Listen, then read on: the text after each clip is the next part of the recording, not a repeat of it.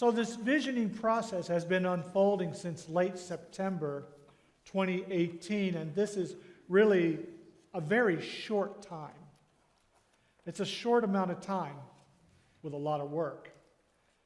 And I think that we are moving like a giant snail. And this means that we're moving slow, but deliberately. It also means that, like the head of the snail, it is not where the tail is. So we are at different places in the process. But unlike the snail, I don't think we're leaving a slimy trail behind us. I hope not.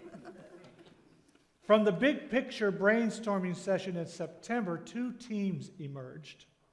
One team is dedicated to discuss how we can improve our governance, policy, procedure, decision-making process, and financial practices. A lot of that discussion is informed by a certain mindset. How do we manage? Can we manage better? It's about systems and control.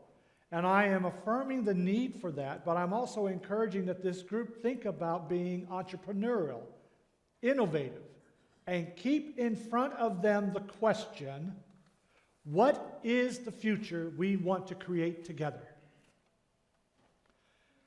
The other team is dedicated to making our Sunday morning service a more impactful experience. All of us agree that we want our time together to be as positive of an experience as possible, but what does that mean? We want it to be more fun or more joyful. We want it to be more somber, quiet, prayerful, peaceful, and reflective. We want to leave with something to think about for the week, or we want to leave feeling emotionally fortified for the week. We want to come and feel safe without the fear of attention being called to us, or we want to be engaged and experience a deeper connection and feeling of belonging. We want to have a rowdy and energetic beginning and a quieter ending. We want to have a quieter beginning, but a toe-tapping, energetic ending. We want it energetic at the beginning and the end with quieter moments in between. We want sermons that teach. We want sermons with life lessons. We want sermons that hit home. We want sermons that are relevant to what's going on in the larger world. We don't want a sermon at all. We can add new elements to the service, or we can take our most cherished elements, like celebrations, and move them around. We want to add contemporary music, but contemporary to whose ears? Contemporary for an aging congregation, while at the same time we should throw some old favorite hymns into the mix. Contemporary for generations of people not here, hoping that if we offer contemporary music, they will come. Is contemporary music anything written after 1965, 1999, 2010? Perhaps contemporary has nothing to do with when it was written, but it has a matter of song content, theology, chord progression, and musicality. Is an old hymn jazzed up considered contemporary? Are we convening and formatting for the sake of meeting the needs of consumers, current customers, or potential customers? Are we convening and formatting the service for the sake of healing, belonging, and connecting with mystery?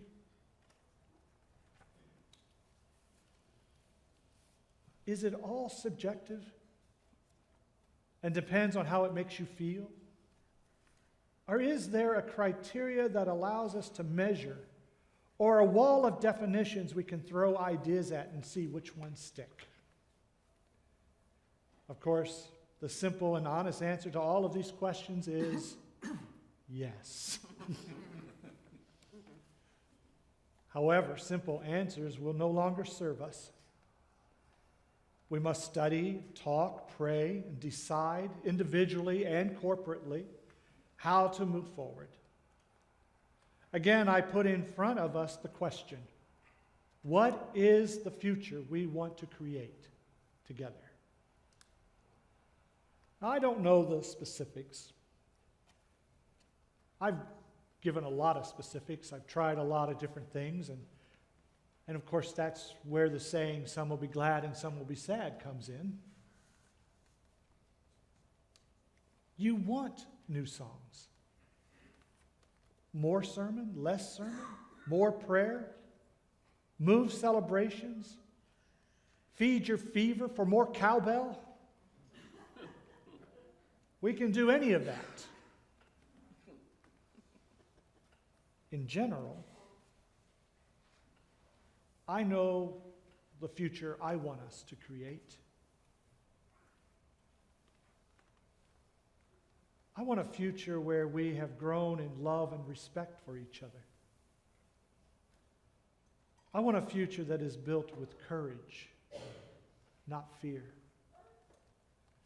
I want a future where everyone in the valley knows the name of Shadow Rock, and they know we stand for inclusion and justice and spirituality.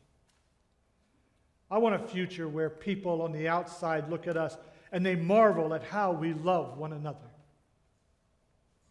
I want a future for us that allows us to sing old and new songs without taking offense, because we have the maturity to recognize cultural context and are willing to sing it because it means something to a sister or a brother to hear it. I want a future where we are free from the old traditional models of church, and without apology, we make money for mission. And if we have to pay taxes, we're glad to do so because it helps build roads, pay teachers, and feed the poor. I want a future where all people feel safe, loved, and accepted, not only when they step on this campus, but whenever they meet any of us on the street. I want to create a future together where children and youth can be educated, affirmed, and empowered to change the world. I want to create a future where people in the middle ages of their life can share their gifts as the demands of their lives allow. So belonging to Shadow Rock is not an added burden, but a sanctuary from the routine demands of their lives. I want to create a future where retired people who have life experience, gifts, resources, and still some gas in their gas tank to find meaning and purpose for the third act of their life. I want to create a future where people discover their gifts and use them to meet the needs of others so that they may experience their greatest joy. I want to create a future where those who have given and given and given need a time and a place to rest and be loved into the next life. I want a future where all of us live in the thinnest place possible in every moment, so we always live in the presence of God, which means living in the presence of love. That's the future I want. I don't care what we sing. You could take all the elements of a worship service, put them in a bag and pull them out one at a time, throw them up against the wall, and we'll go through it. We'll put the ending at the beginning in the middle, and who knows what. I don't care. I've shared with you the things I care about. But those things are the vehicles by which we do build our future together. In every one of these future proclamations, there are governance and program and management, control, and systems implications.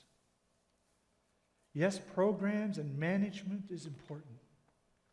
I support all these efforts.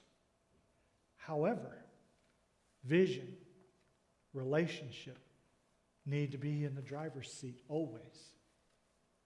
And this is why I ask you, and I ask you to keep in front of you the question, what is the future we want to create together? This is what we'll be looking at in the month of January. I hope you come back. Amen.